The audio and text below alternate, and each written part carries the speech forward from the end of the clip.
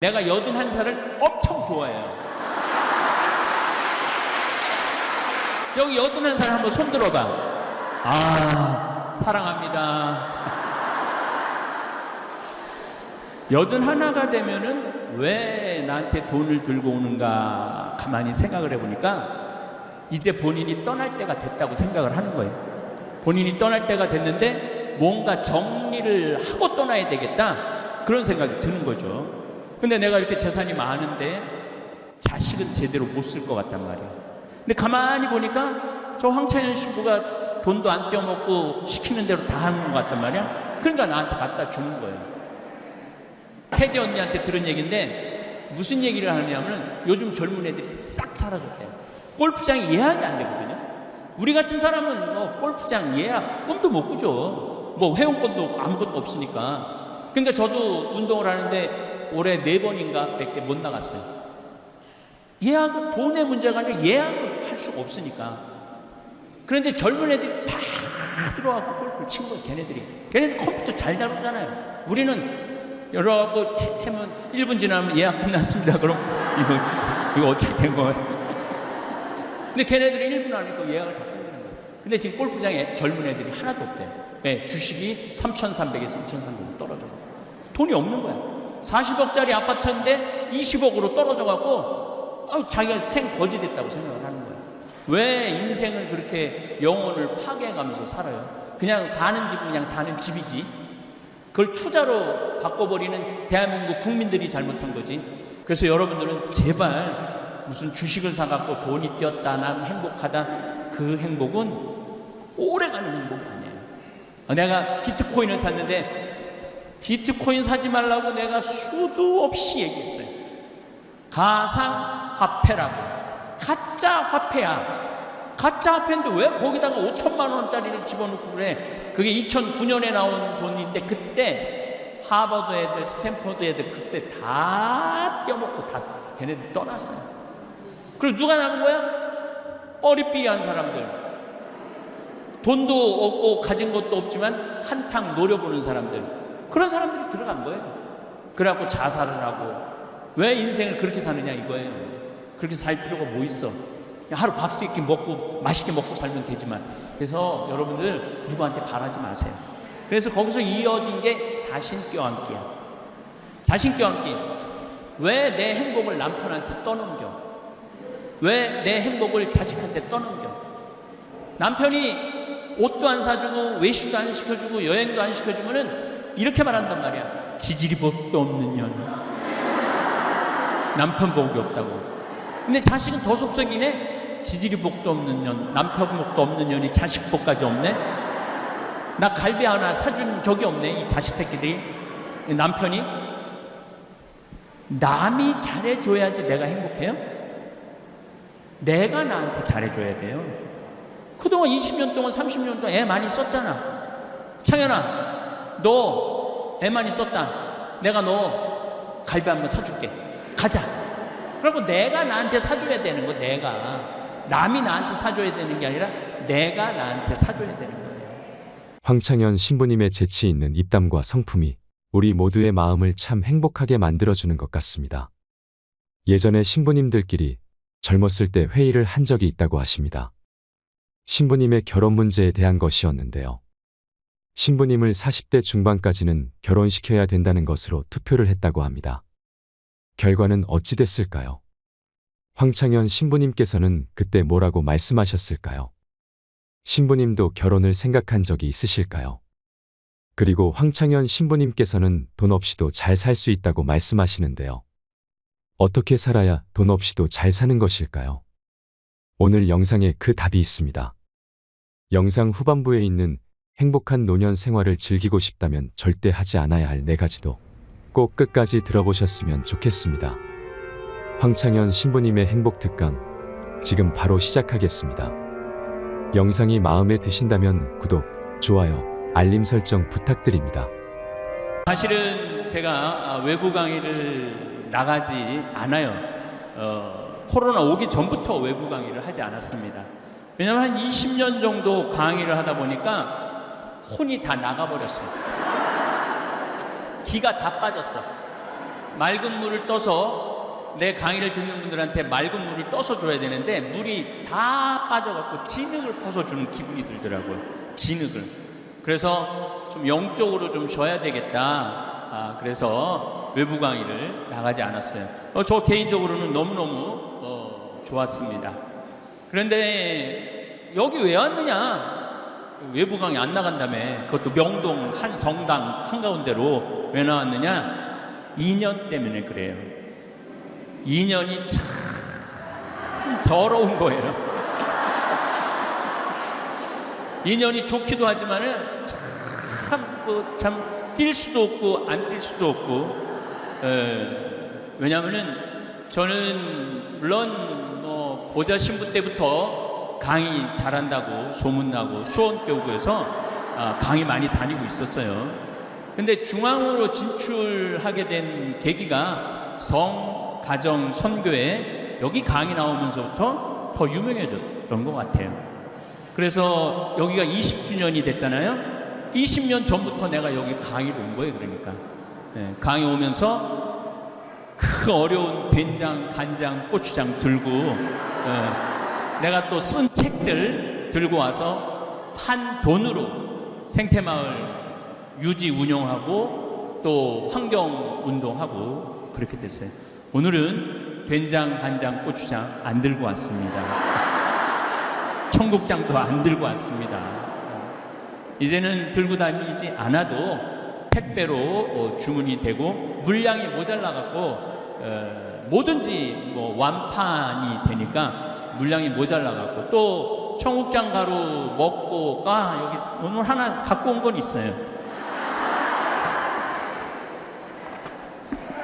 청국장 신부의 코로나 일기라는 책을 제가 썼습니다. 지난 화요일 날 나왔어요. 지난 화요일 날 나왔는데 이 책은 지난 3년 동안 우리가 코로나를 맞이해갖고 얼마나 당황하고 얼마나 국가 시스템이 무너지고 미국 그 잘난 미국이 그렇게 무너져 가는 거 세계 사람들 이기적인 일본 사람들이 우리나라 사람들을 제일 먼저 못 들어오게 한 극명한 그런 것들을 볼 수 있었죠. 거기에 덧붙여서 우리나라는 이 CCTV 잘 돼 있고 컴퓨터 확인망 잘 돼 있고 내 전화기 안에 전송 SNS 시스템이 잘 돼 있어 갖고 내가 코로나가 걸렸다. 그런데 이제 지나갔어. 제일 내가 놀란 건 전라도 광주 어느 목욕탕에서 6명이 60명이 목욕을 했는데 거기에 확진자가 지나간 거예요.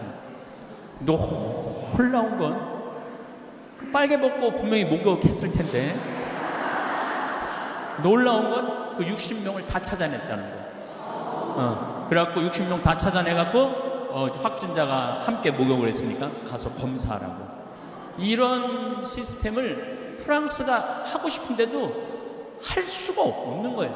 프랑스라는 나라가. 미국은 말할 것도 없고 미국은 심하게 어느 정도로 심하냐면 미국은 사람이 가서 코 자가 검진 안 해요.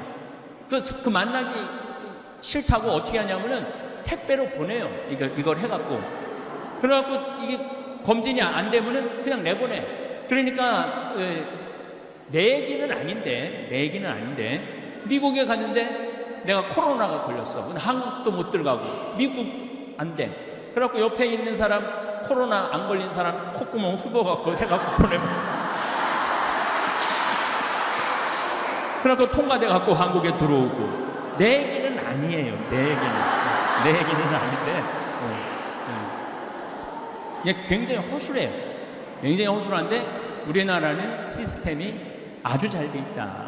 그래서 여러분들 스트레스 받지 마시고 저도 코로나 걸렸거든요. 미국에서 걸렸어요.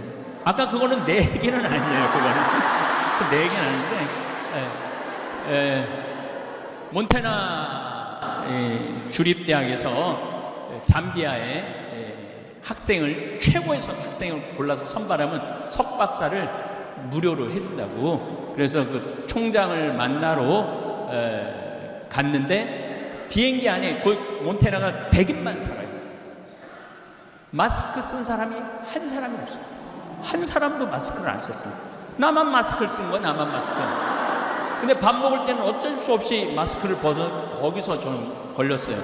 네, 걸렸는데 한 3일 목이 갈갈하고 그러고는 그냥 검사하니까 저기 음성으로 나오더라고요. 네. 저뿐만 아니라 여러분들도 그렇게 코로나를 잘 이겨내시고 계시고 걸어야 돼. 걸어야지 면역력이 생겨요. 물을 많이 먹어야 돼. 그래야지 면역력이 생겨요. 그리고 청국장 가루를 많이 먹어야 돼.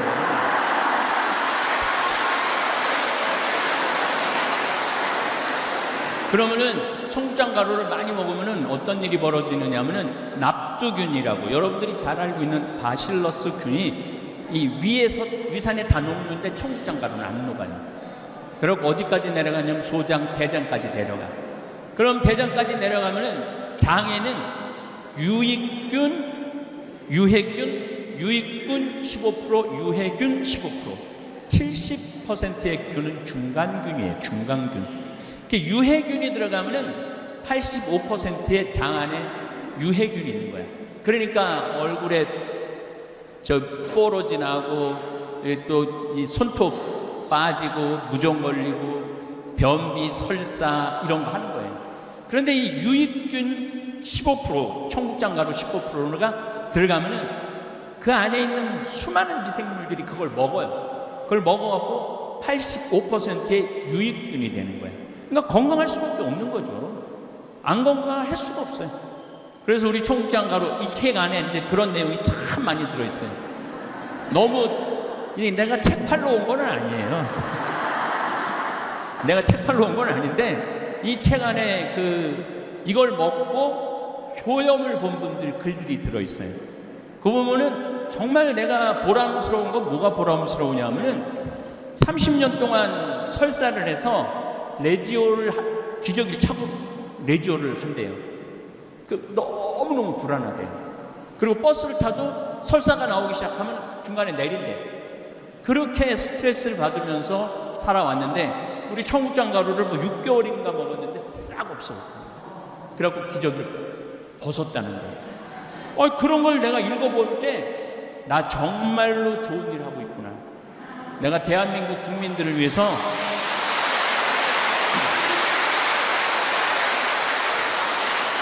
청국장 가루는 안 갖고 왔어요.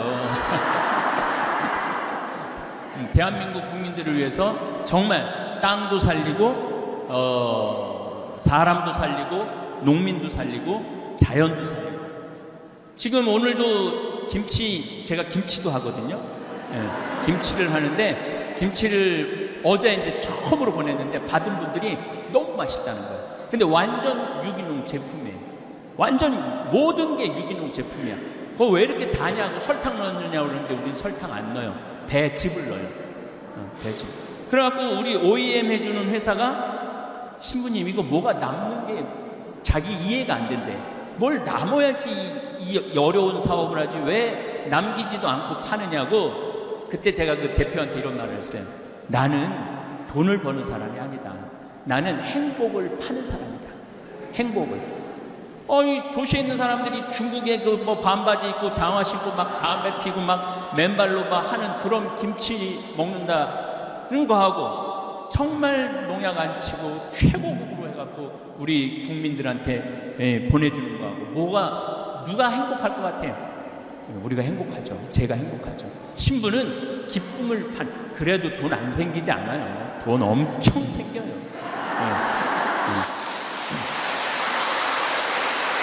우리는 지금 13년째 청국장이 3만 원이에요. 3만 원.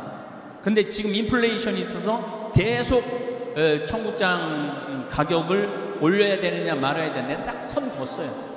안 올린다 우리는. 우리는 안 올린다.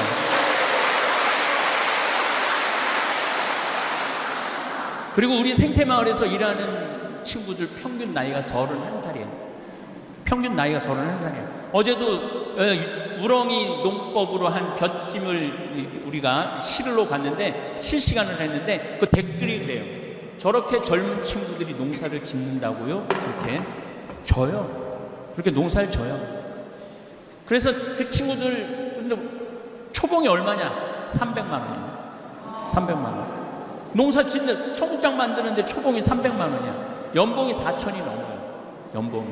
그러니까 이제 여기서 좀 예민한 얘기지만은 나는 성당에서 일 축하 시키고 봉사 죽어라 하는데도 돈 한 푼 안 주는 건 그거는 나쁜 거예요. 그거는 아주 나쁜 거예요. 그냥 나쁜 게 아니라 아주 나쁜 거예요.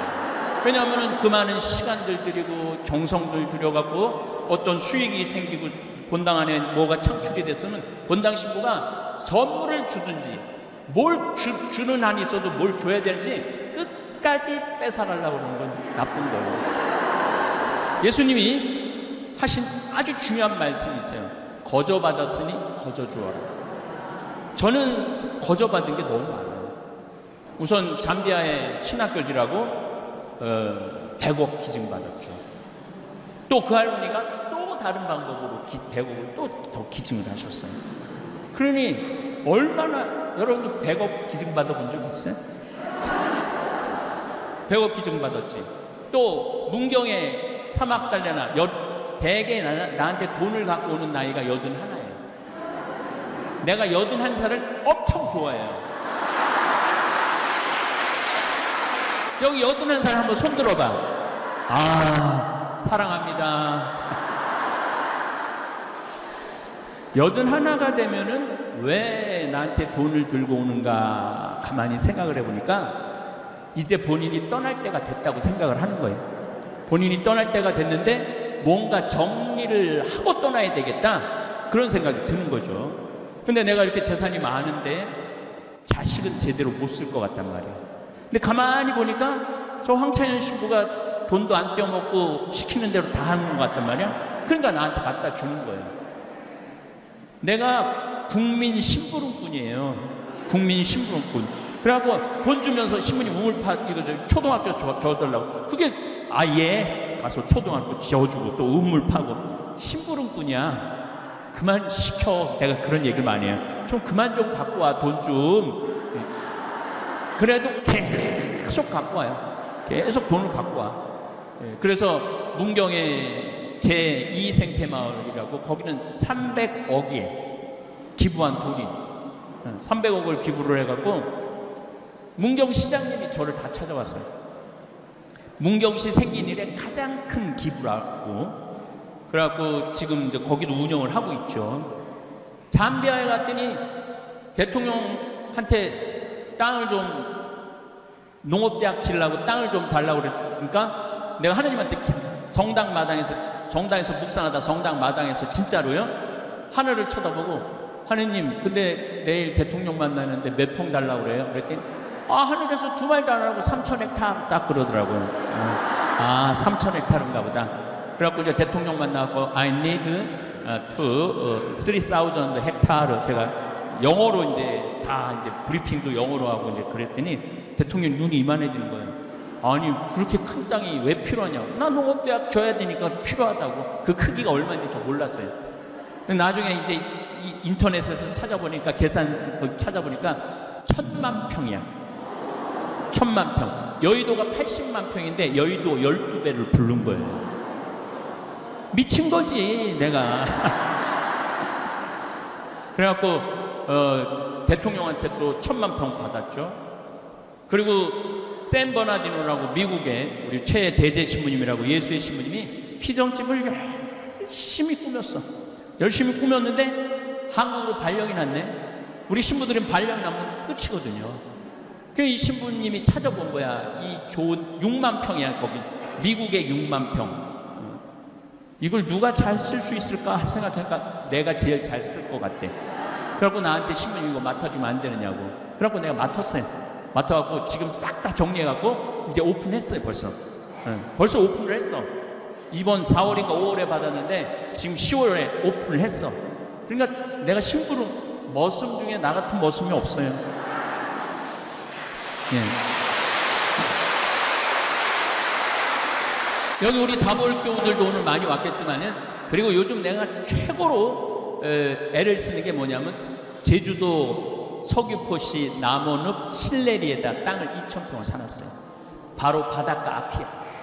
바로 바닷가 앞인데 거기는 이용료가 무료예요. 문경도 이용료가 무료예요. 샌버나디노도 이용료가 무료예요. 내년에 우리 생태마을 이제 오픈할 건데 내년 생태마을 1박 2일, 2박 3일 와서 주무실 수 있을 거거든요. 그것도 무료예요. 왜 무료? 무조건 무료는 아닙니다. 네. 또 오해하실 수 있어요. 왜 무료냐 하면은 가만히 보니까 내가 다 거저받았어. 거저받았는데 거기 돈 받아갖고 한다라는 건 그는 하느님답지 않은, 그리스도답지 않는 그런 결정인 것 같아요. 제가 왜 무료로 하려고 그러냐면은 나 열심히 해. 근데 늙었는데 돈에 주머니에 돈이 없어. 어디 좀 가서 몇 주 좀 쉬고 싶은데 그 돈 때문에 집에 그냥 정말 저기 뒷방에 쥐 숨어 있듯이 그냥 숨어서 죽지도 않고 그냥 계속 20년, 30년을 있으면 너무 불쌍하잖아요. 그러니까 제주도도 한 달 살아보기, 잠자리는 공짜로 대주겠다는 거예요. 먹을 거는 본인이 가고 슈퍼에 가고 뭐 사다가 조리장을 만들어 줄 테니까 그래서 한 달 정도 걸어보라고.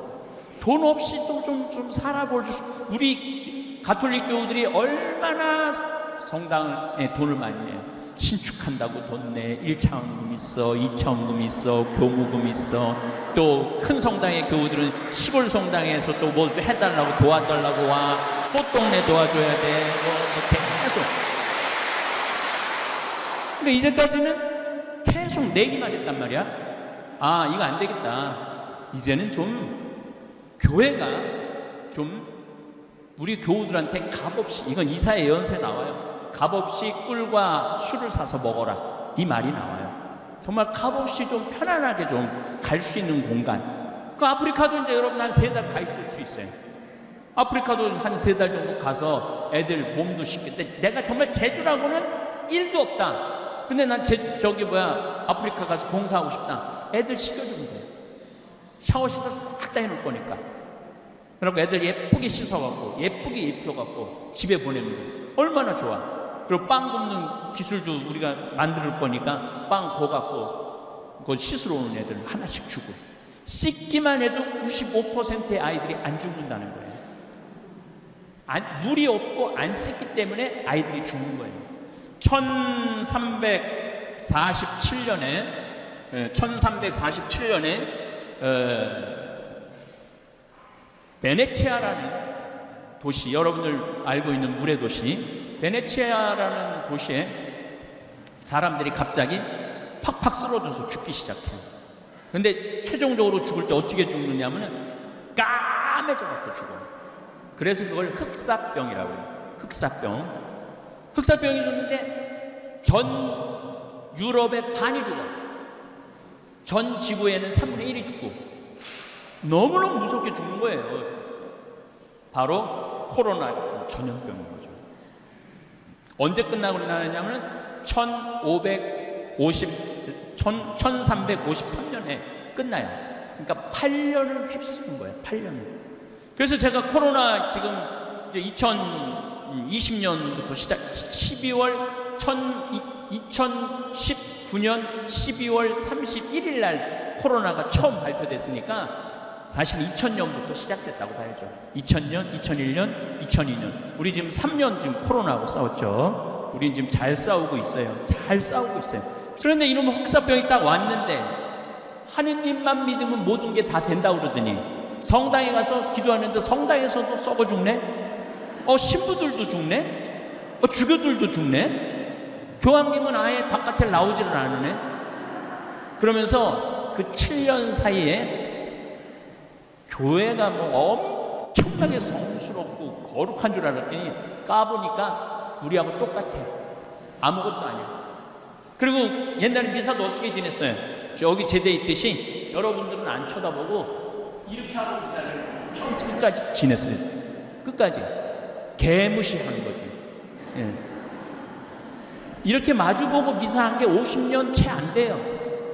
마주보고 여러분들 함께 마주하고 한 게 50년이 채 안 돼요. 그리고 금욕주의를 했단 말이야. 금욕주의. 무슨 금욕주의를 했느냐면은 생리기간에는 같이 잠을 자면은 그 죄야. 그리고 너무 밤에 자주 자도 죄야. 한 달에 한 번 정도 잠자리를 하는 게 아예 평생 서로 동종으로 사는 게 부부지만은 그래서 동종부부 뭐 누갈다 얘기 그런 게 나오는 게 다 그런 이유가 있는 거예요.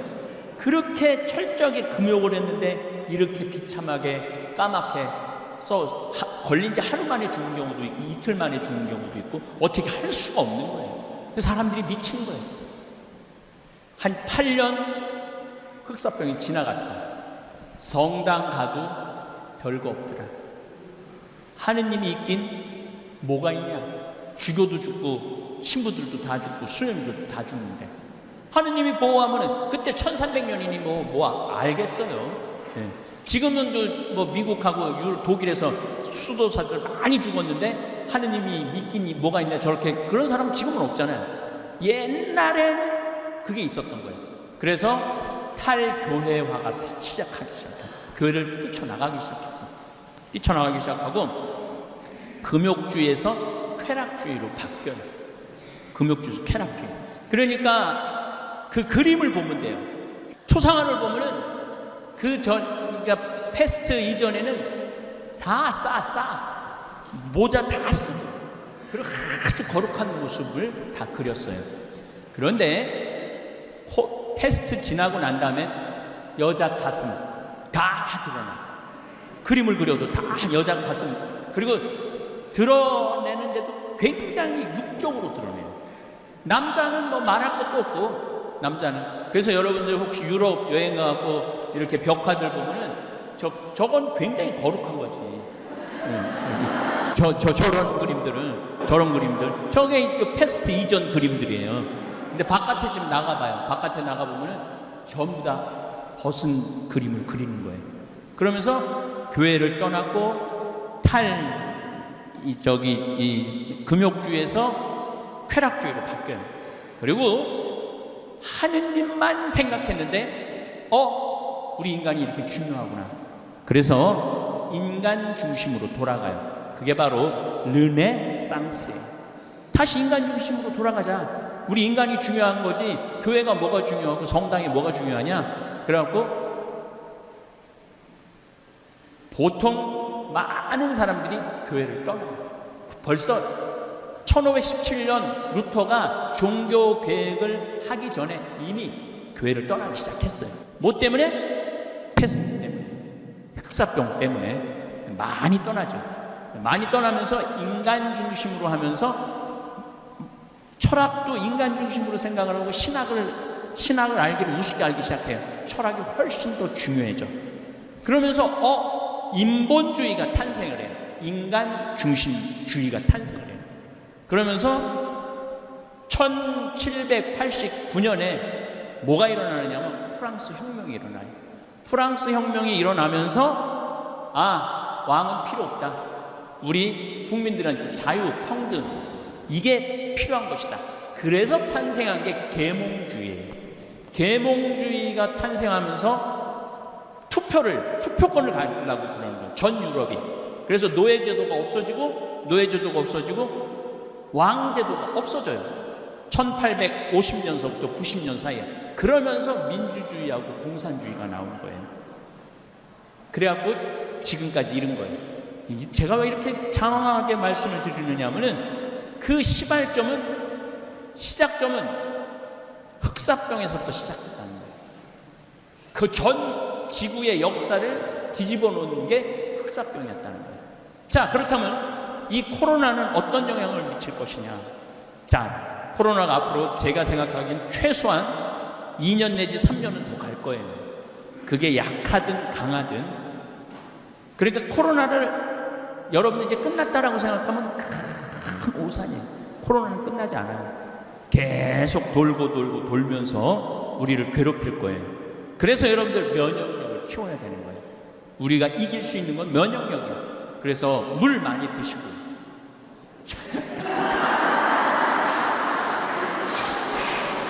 저는 요즘 물을 하루에 요 500ml를 한 3개 정도 먹어요. 많이 걸으시고 진짜 걷는 거 중요합니다. 그래서 제가 누죽걸산이라고 말씀드리는 거예요.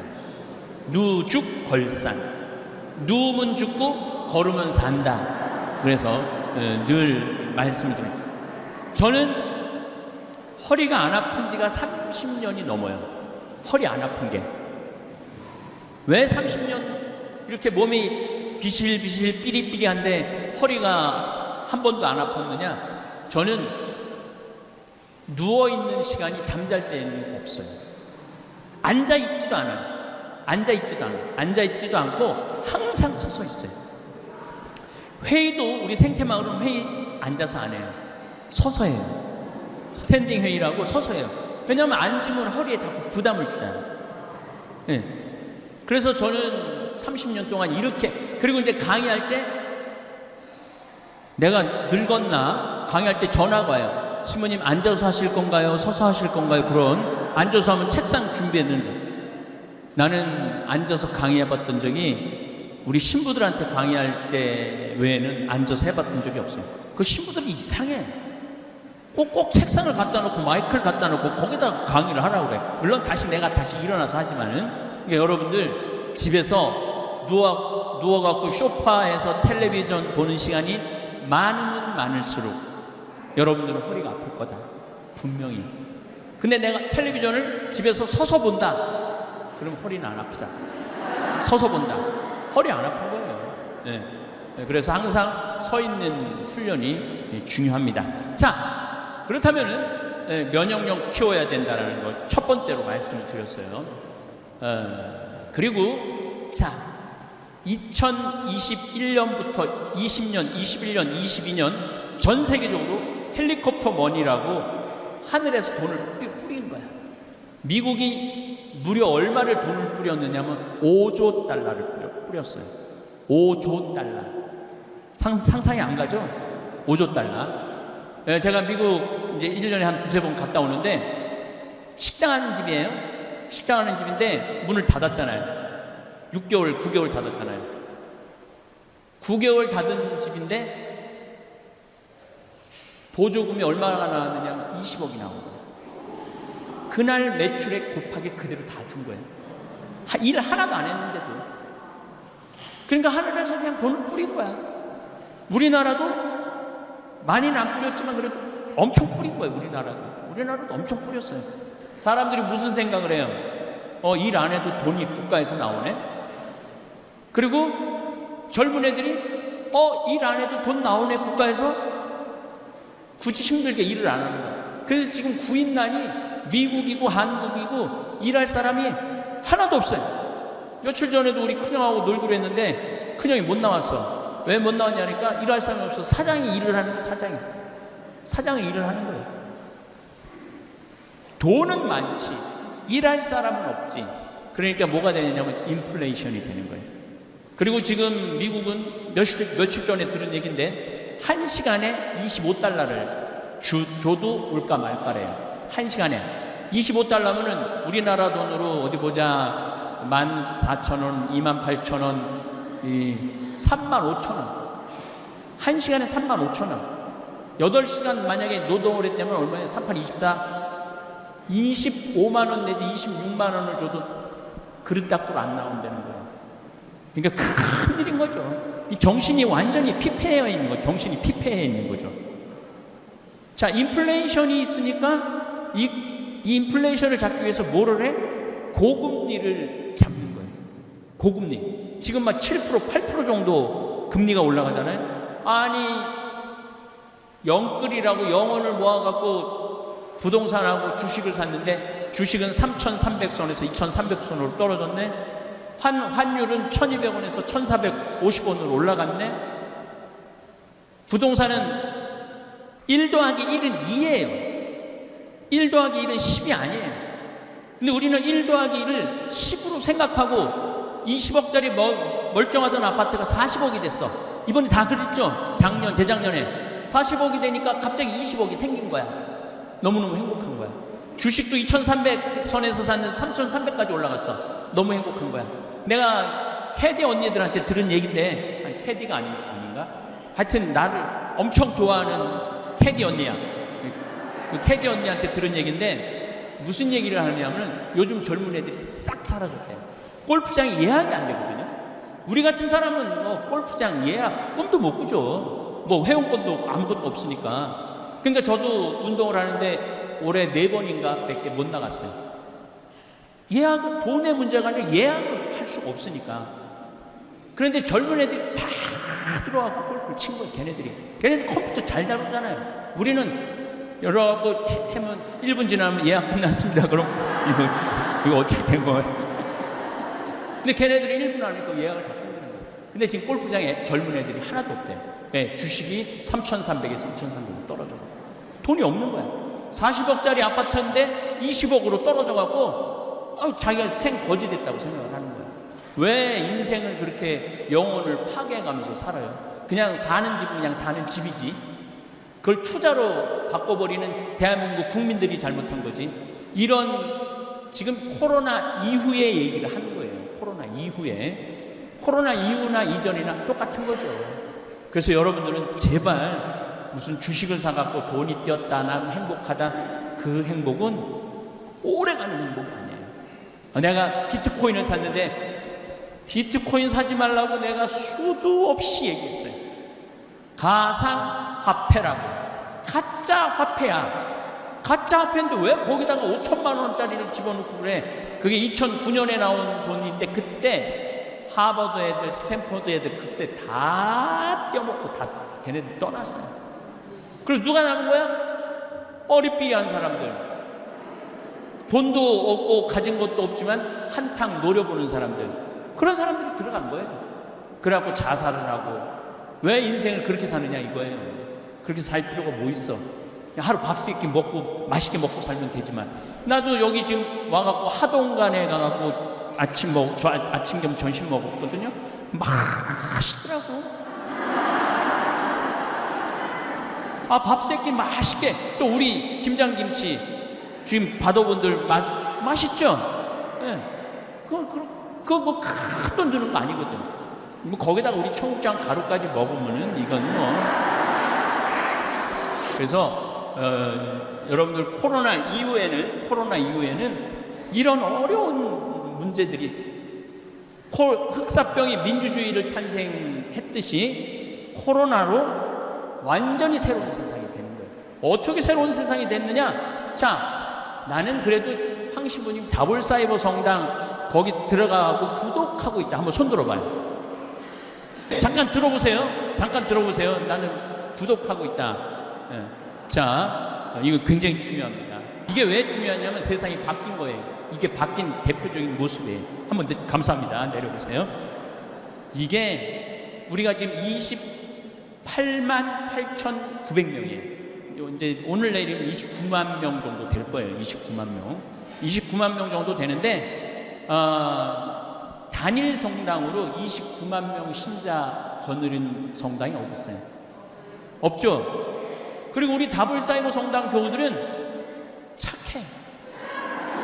말을 너무 잘 들어. 이번에 작년에 5,000명 굶는 사람들이 많아갖고 목사님들이 나한테 편지를 했어요. 나 굶어 죽는다. 애가 셋 있고 학비도 내야 되는데 교회 월세도 내야 되는데 아무것도 교인 못 모이게 하니까 3개월인가 4개월 우리 못 모이게 했잖아요. 우리 굶어 죽는다. 그래갖고 목사님 30분한테 쌀을 보내줬어요. 그리고 5,000명한테 쌀을 보내줬어요. 그것도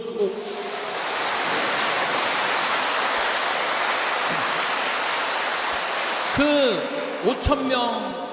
5,000명한테 쌀을 보내줬는데 쌀을 받는 대부분의 수혜자들이 누구냐면 이주민들이에요. 정부의 지원을 못 받는 분들. 나머지는 우리 정부가 다 알아서 쌀 주니까. 그러니까 예수님이 프란시스코 교우님 굉장히 강조했죠. 다문화 이주민들을 잘 돌봐야 된다고. 그런데 그 들어가는 돈이 4억 7천이야. 근데 우리 다볼 교우들이 다 냈어.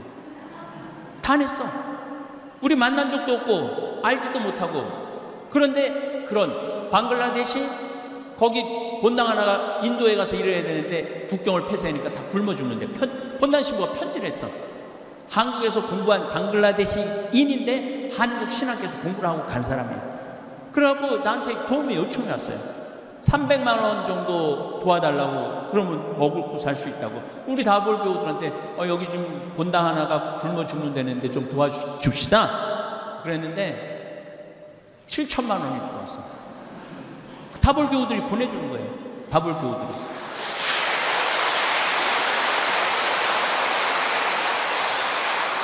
박수 칠 일은 굉장히 많아요. 이게 다 소개할 수는 없고. 그리고 제가 제일 놀란 거는 우리 김종용 신부라고 잠비아에서 나하고 함께 사목을 하는 신부인데 애들 물 들어오는 거. 근데 애들이 물 들어오는데 우리가 방송 보는 거하고 달라요. 애들이 딱 물을 뜨잖아요. 집에 갈 때 춤을 추면서 가요. 보신 분도 계실 거야 아마. 춤을 추면서 가. 아 진짜 이쁘다 쟤네들. 막 웃고 춤추고 그러고 다니거든요. 아프리카 가면 다 웃고 춤추지. 맨날 막 물 흘리고 막 애들 그건 5%도 안 돼요. 아프리카 사람들 대부분이 잘 먹고 잘 살아요. 근데 우리가 잘못 알고 있는 거지. 예. 그래서 아프리카 사람들을 사람도 아닌 것이 짐승도 아닌 그런 잘못된 인식을 심어주는 게 전부 다 구호단체에서 그것만 내보내서 그래요. 건강한 모습을 내보내면 더 기부 더 할 거예요. 와 우리가 내갖고 저 목욕을 하네 쟤네들이. 우리가 내갖고 쟤네들 교복을 입고 학교 운동장에서 공을 저렇게 기쁘게 차네. 그럼 더 내요. 그 대표적인 예가 저잖아요. 난 한 번도 돈 보내달라고 그런 적이 없어. 공식적으로 나 뭐 필요하니까 돈 좀 보내주세요라고 얘기한 적이 한 번도 없어요. 신학교 질 때만 좀 도와달라고 얘기를 했죠. 그건 돈이 많이 들어가니까. 그런데 지금 한 50억 썼어요. 근데 지금 얼마가 남아있느냐면 60억이 남아있어요. 아, 왜 자꾸 돈을 보내? 나한테, 그러니까 나는 좀 집에서 쉬고 싶은데 돈을 보내니까 또 가서 일해야 될 거 아니야. 내 국민 머슴이라니까, 국민 머슴. 야, 너 이거 가서 우물 하나 팔아. 그럼 예, 그래갖고 가서 우물 하나 파고. 예, 국민 심부름꾼이 돼 있어요. 어쨌거나 우리 다볼사이버 성당은 여러 가지 장점이 있는데 교무금이 없어요. 헌금도 없어요. 신축금도 없어요. 그렇잖아요. 여기 신축금, 헌금, 교무금, 헌금, 사무장, 사무실. 우리는 아무것도 없어. 나만 있어, 나만. 또 나는 내가 이제까지 유튜브 수익 여러분들이 유튜브 보실 때 전반에 한 3분 정도 광고 봐주시고 중간에 한 1, 2분 광고 봐주시면은 제가 이제까지 유튜브로 지난 3년 동안 벌은 돈이 얼마냐? 50만 달러예요. 그러니까 한국 돈으로 또 따지면 그거 얼마야? 거의 한 7억 내지 8억 정도 되는 거예요. 7억 내지 7억 한 5천 되겠네요. 7억 5천 정도 되는 돈을 내 유튜브 수익으로 들었어. 근데 난 그 1원도 돈 쓸 필요가 뭐가 있어? 신부가 다 어려운데 도와주는데 다 내놨어. 이제 없대. 또 하나도 없대. 내가 국장한테 뭐 어디 좀 도와줄 데가 있어갖고 그 유튜브에 얼마 있어? 지금 다 써갖고 없어요. 그러더라고요. 참 말의 끝에 얘기지만 세상에 신부처럼 팔자 좋은 사람이 없어요. 아니 젊었을 때는 좀 결혼도 좀 시키고 몸에서 열은 나는데 이걸 참으라고 그러고 인내하라고. 성무일교에 몹쓸 열기 없애달라고 성무일교에 그게 나와요. 기도문에 몹쓸 열기 없애달라고. 아니 그게 본성인데 기도한다고 없어져 몹쓸 열기가. 네. 그래서 젊었을 때는 우리 신부들 회의를 한 적이 있어요. 회의를 한 적이 있는데 신부 결혼 문제에 대해서 40대 중반까지는 결혼시켜야 된다. 투표를 했어요. 45세 이상은 절대 안 된다. 그래갖고 45세 이상이 훨씬 많으니까 그게 부결됐어.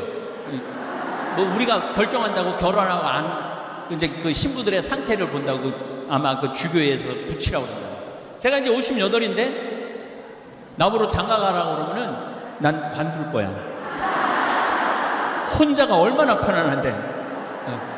지금 마누라 눈치 보고 자식들 눈치 보고 눈치 볼 게 하나도 없잖아요. 그 신부가 얼마나 행복한 자리인지 몰라요. 그리고 어디 가서 밥을 먹어도 돈을 내기나 해? 돈도 안 내지. 한 번은 내가 이제 밥 먹고 비서하고 같이 밥 먹고 나갔어. 그랬더니 주인 아줌마가 날 보더니 아저씨 돈 내고 나가야죠. 그러더라고요. 그냥 다니는 게 버릇이 되니까 돈 내는 게 모르고 그냥 아저씨 돈 내고 나가셔야죠. 그러더라고. 그래서 돈 낼 사람이 보니까 나밖에 없더라고. 보니까 그래요. 코로나 이후에 세상은 완전히 새로운 세상이 될 겁니다. 인플레이션이 많아질 거고, 부동산이 값이 떨어질 거고, 주식값이 떨어질 거고, 전쟁이 자주 일어날 거예요. 오늘 이제 드리고 싶은 말씀, 지구 멸망, 지금 환경 상태에서 지구 멸망은 얼마나 남았나? 1초 남았어요. 1초 남은 게 아니에요. 지금 멸망하고 있어요. 근데 우리는 신부님 멸망하는 것까지는 잘 모르겠는데요. 왜 그러냐면은 지구본을 보면은 20도 위도 20도에서 40도, 적도 0도죠. 20도에서 40도 사이가 가장 늦게 환경 피해를 봐요. 적도하고 북극은 이미 무너졌어요. 끝났다고 봐야 돼요. 스페인이 어제 아침 10월 31일 날 아침 기온이 31.5도야. 31.5도. 그리고 알래스카가 보통 여름에 5도 내지 6도를 넘지 않았는데 37도. 시베리아는 더하죠. 시베리아는 벌써 몇 년 전부터 그랬는데 이번에 47도까지 올라갔어요. 그러니까 이미 이제 끝난 거예요. 북극하고 이 적도 쪽은 끝났어요. 투발루라는 나라는 7개의 섬인데 4개가 물에 벌써 잠겼어요. 그러면 우리는 왜 못 느끼느냐? 해 위도 20도에서 40도 사이에 있는 도시 이름을 지금부터 제가 댈게요. 보스턴, 뉴욕, 텍사스, LA, 도쿄, 서울, 평양, 상하이, 북경, 바그다드, 로마, 파리 다 20도에서 40도 선상에 다 있어요. 그러니까 환경 피해를 모르는 거죠. 환경 피해를 모르니까 여기 요때 사람들이 다 결정권이 있는 사람들이야. 다 결정권이 있는 사람들인데 이 사람들이 피부적으로 못 느끼니까. 그래서 우리는 개구리 이론이라는 게 있어요. 모든 환경학자들이 하는 얘기, 개구리 이론이 뭐냐면은 개구리는 끓는 물에 바로 집으면 뛰쳐나가요. 그런데 한 15도에서 16도 정도 아주 따뜻한 온도서부터 시작해갖고 개구리를 넣어놓으면은 30도 될 때도 가만히 있어. 적응을 하는 거야. 40도 될 때도 가만히 있어. 적응을 하는 거야. 50도 될 때도 가만히 있어. 적응을 하는 거야. 99도 될 때까지도 적응을 하는 거야. 그럼 끓어 죽는 거예요. 우리가 딱 그 꼴이야. 왜? 중고등학교 때 우리 교복, 하복, 동복 입었잖아요. 성모 순천 지나고 나면은 벌써 쌀쌀했거든요. 성모 순천 7월 15일부터 8월 15일까지 더웠어요. 근데 제가 막 신부가 되려고 그랬을 때 봄에 코스모스가 폈어. 난리가 났어. 봄에 가을에 펴야 되는 코스모스가 봄에 펴갖고 그게 불과 30년 전 얘기예요. 6월 달에 3월 달에 코스모스 피고 6월 15일에 30도가 넘기 시작했어. 그러더니 신부된 지 한 10년 돼가고 환경운동 시작할 때 5월 달에 30도가 넘기 시작했어요. 근데 지난 한 5년 전부터는 4월 10일 날부터 30도가 넘어요. 언제까지? 10월 달까지. 4, 5, 6, 7, 8, 9, 10, 7개월. 2030년이 되면은 20도의 선상에서 40도 선상에 있는 나라들이 피해를 받기 시작할 거예요. 아이쿠, 지금도 아이쿠 했는데 뭐 탄소 중립하자고 그러는데 하는 나라 하나도 없어요. 엘고라고 미국 부통령, 부시하고 붙어갖고 떨어진 부통령이 있죠. 그 부통령이 이제 떨어지고 난 다음에 환경운동을 했어요. 근데 이산화탄소가 지구온난화에 결정적인 역할을 해줘. 아산화질소, 메탄 이 세 가지가 있는데 나머지는 여러분 뭐 그런 거 알 필요 없고 이산화탄소만 얘기합시다. 지난 60만 년 동안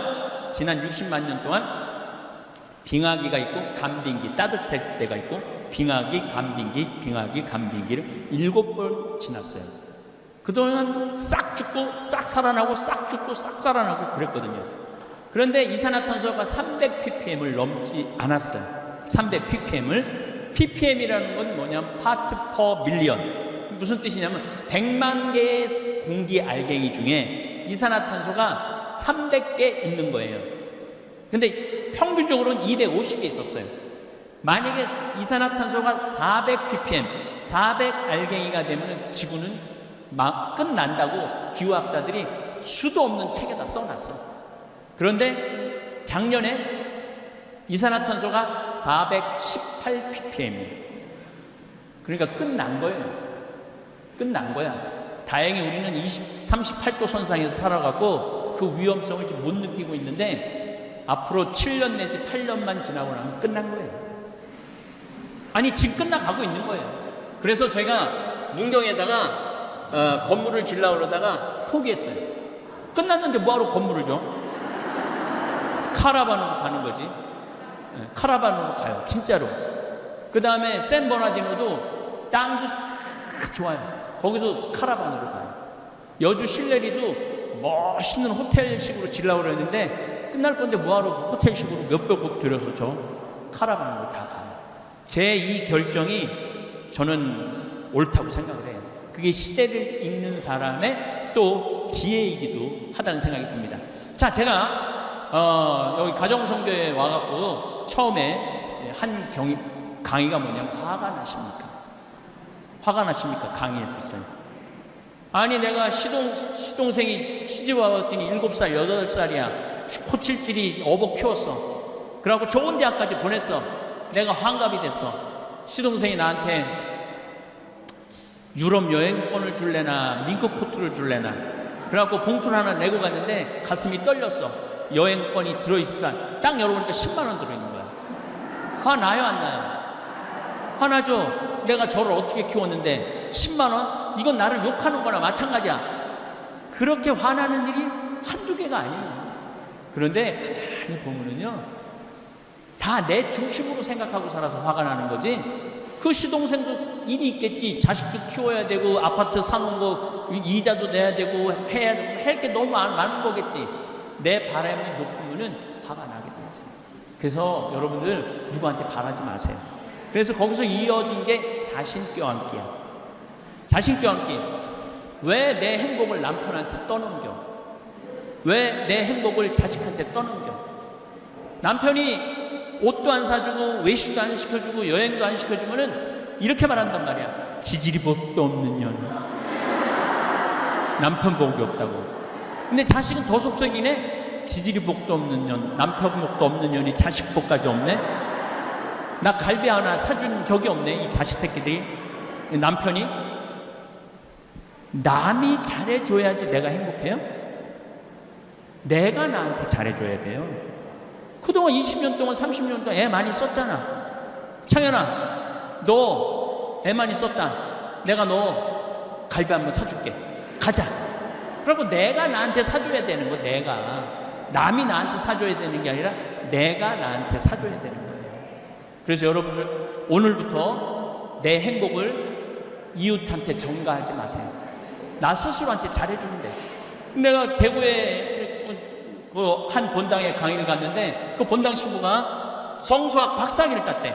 성수학 박사학위를 따갖고 너무 신이 나갖고 그 도서관에 올라가고 나 박사학위 땄다고 그러려는데 한 놈도 쳐다보는 놈이 없대. 왜냐면 걔네들도 빨리 논문 통과해야 되니까 누가 박사 딴 거 관심이나 있어요? 없죠. 아무도 없는 거야. 그래갖고 축하한다는 말도 듣지 못하고 그래서 자기 방에 가서 거울을 보고 자기가 끌어안아 주면서 그랬대요. 베드로야, 너 정말 수고 많이 했다. 박사학위 해서 너 정말 기특하다. 그러니까 좀 마음이 좀 풀리래요. 여러분들도 마찬가지예요. 여러분들 열심히 살았잖아요. 여기까지 온 거 자체만 해도 열심히 하지 않으면 오지 않아. 네. 열심히 하니까 여기 오는 거지.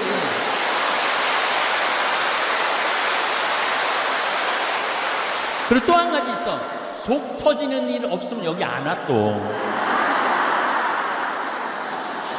열심히 한데 속이 터지는 거야. 열심히 한데 속이 터지는 거야. 뭔가 나도 좀 분출하고 싶어. 나도 뭐 찬양하고 싶어. 여기 찬양팀 있지만 그래서 여기 여러분들 모이는 거예요. 그렇게 열심히 한 자기한테 마리아야 너 정말 수고했다. 마리아 너 정말 이제까지 열심히 잘 살았다. 아이들도 잘 키우고 기특하다. 갈비 먹으러 가자. 갈비 먹으러 가. 그 다음에 또 제가 여기 와서 한 강의 중에 하늘나라 여권이라는 강의를 했어요. 하늘나라 여권. 하늘나라 여권이 뭐냐면은, 아니, 미국을 가도 여권이 있는데, 하늘나라 올라가려면 여권 있어야 돼, 없어야 돼? 근데 여권을 열었는데, 도장이 하나도 없어. 빈 여권이야. 하늘나라 도장을 딱 찍혀 있어야 되는데, 그래서 잠비아 봉사활동도 가고, 어려운 사람 밥도 좀 대접해주고, 내가 시간 되면 밥 퍼주는 데 가고 봉사도 좀 하고, 어려운 친척 있으면 내가 능력이 되면은 좀 돈도 좀 주고, 우리 직원들 제가 월급을 많이 준다고 그러죠. 내가 직원들 애들한테 가르쳐요. 니네들 월급 엄청나게 받는다. 니네들 내가 니네 대학 나왔는지 중학교 나왔는지 고등학교 나왔는지도 모른다. 근데 첫 달 월급 300 주고 보너스까지 합치면 연봉이 4천이다. 연봉 4천 받는 청국장 띄우고 청국장 가루하고 상추 얘기하려면 또 끝이 없는데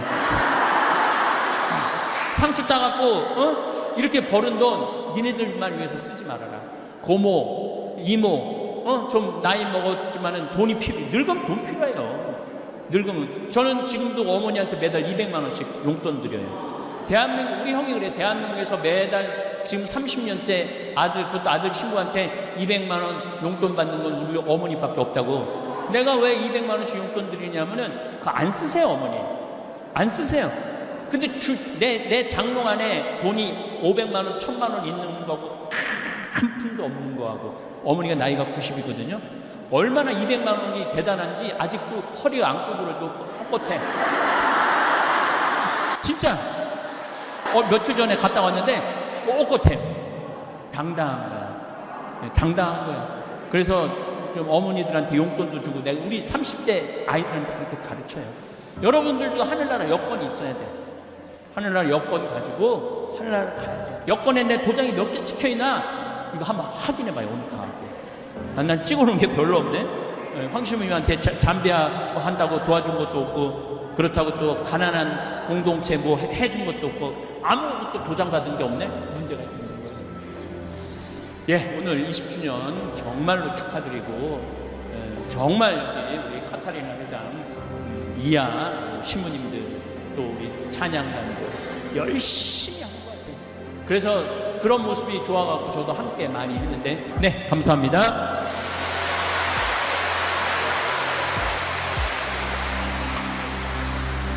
경제적으로도 자유롭고 심리적으로도 행복한 노년 생활을 즐기고 싶다면 절대 하지 않아야 할 4가지를 소개해 드리겠습니다.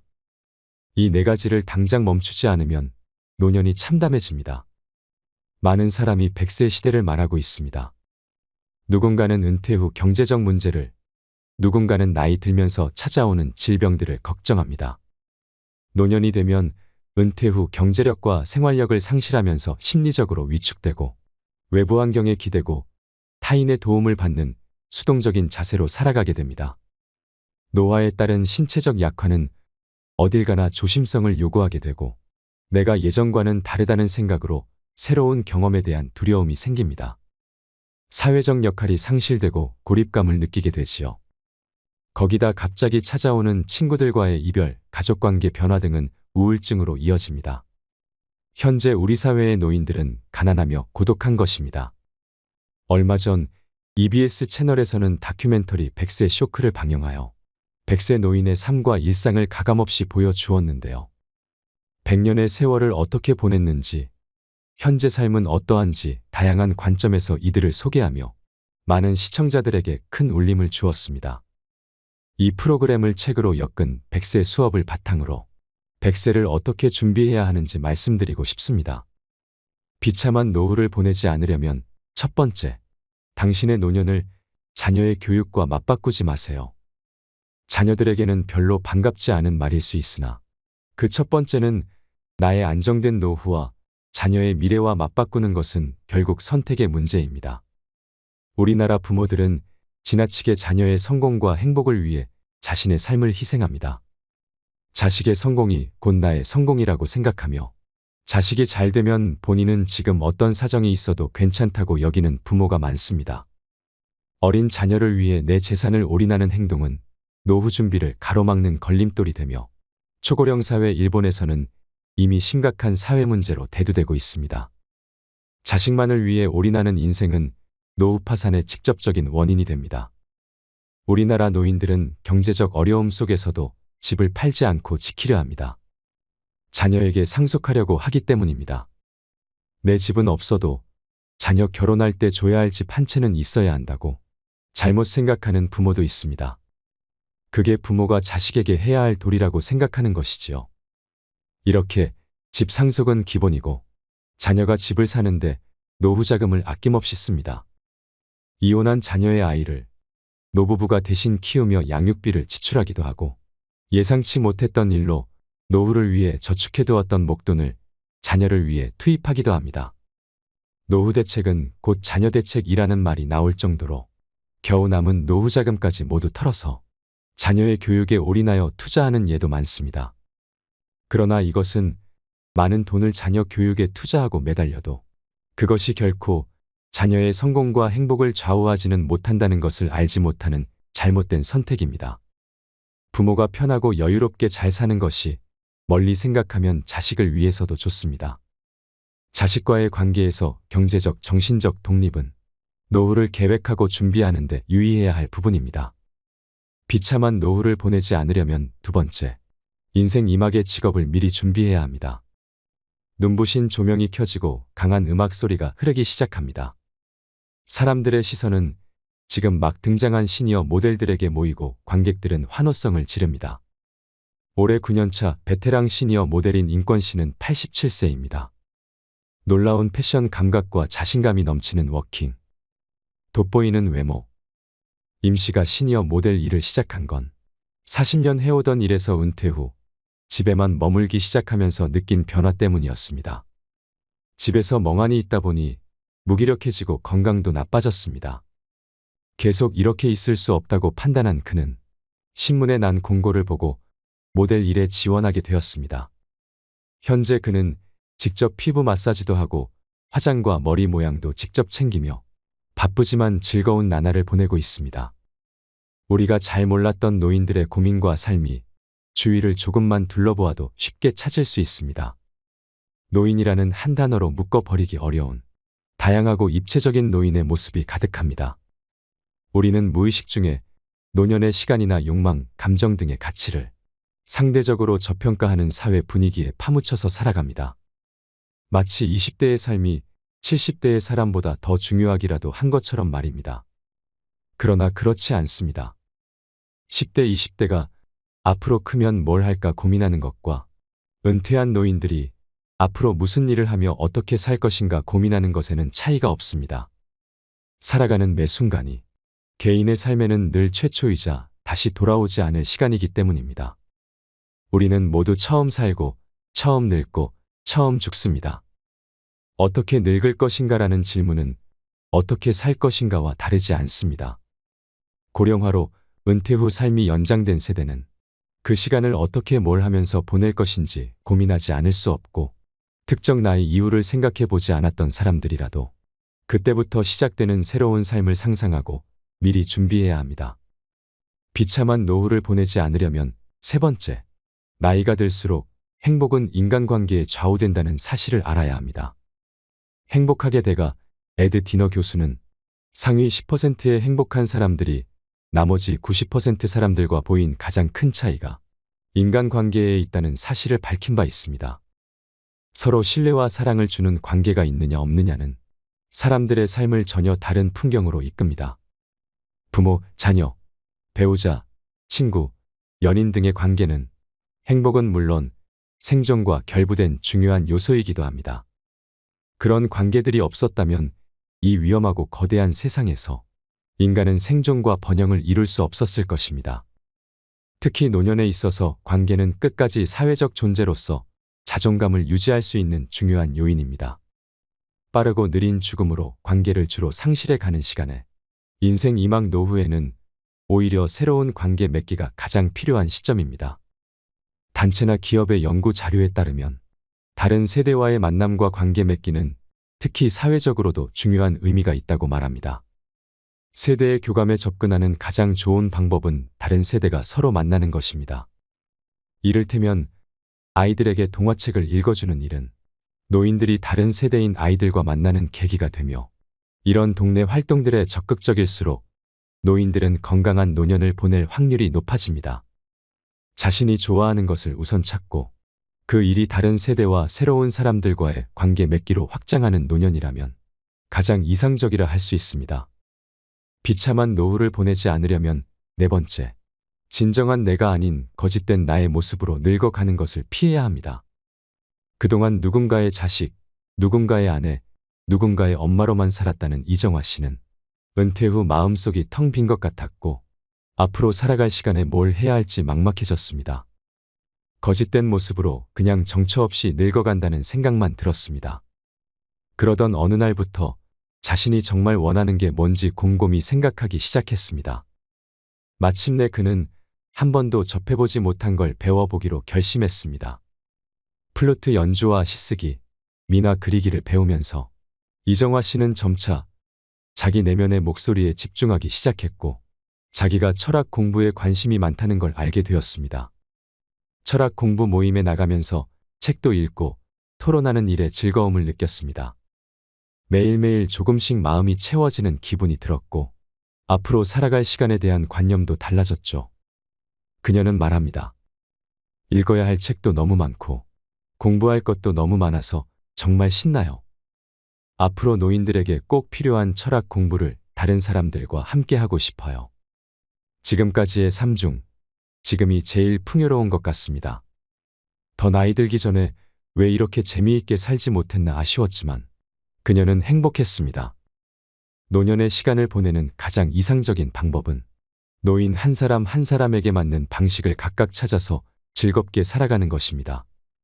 그러기 위해서는 노인의 다양성을 인정하고 그들의 선택을 존중하는 사회 분위기를 만들어가야 합니다. 은퇴 후 사회적 관계가 축소되기 마련인 노인들은 타인과 주변 사람에게 뻗었던 시선과 관심을 자기 내면으로 가져오는 변화로 충만해집니다. 어쩌면 노년은 외적으로는 축소되는 시기이지만 내적으로는 충만해질 수 있는 시기일지 모릅니다. 이는 노인 당사자들이 만드는 문화에도 큰 영향을 미칩니다. 자신에게 몰두하는 일상과 당사자가 주도하는 다양한 사회 운동이 노년의 삶의 질을 결정하는 중요한 요소가 될 수 있는 것입니다. 실제 한국 사회에서 노년의 시간을 의미 있게 보내고 있는 노인들의 이야기를 들으니 어떤 마음이 드시나요? 100세 시대는 은퇴 후의 시간이 단순히 연장된 것이 아니라 새롭게 그려나가고 상상해야 할 선물 같은 시간입니다. 분명 사회 곳곳에서 활기차고 멋진 인생을 설계하며 새로운 일에 도전하는 노인들이 존재합니다. 우리도 이들처럼 한국 사회에서 100세를 어떻게 준비해야 하는지, 어떻게 노년을 대비해야 하는지를 배워가야 합니다. 노년의 삶을 우리가 어떻게 바라보느냐에 따라 남은 인생이 더욱 의미 있어질 것입니다. 어떻게 마음먹느냐에 따라 노후의 삶은 지금까지 살아온 방식과 180도 달라질 수 있습니다. 노후의 시간은 개인의 역사를 세우고 삶의 지혜도 함께 쌓아가는 소중한 시기입니다. 죽음을 향해 자신의 인생을 정리하는 허무한 삶이 아니라 죽는 순간까지 잘 익은 열매처럼 깊고 진한 향기가 나는 노인의 삶, 나의 삶을 살아가시길 바랍니다. 이상으로 책틀맨이었습니다. 끝까지 시청해 주셔서 감사드립니다.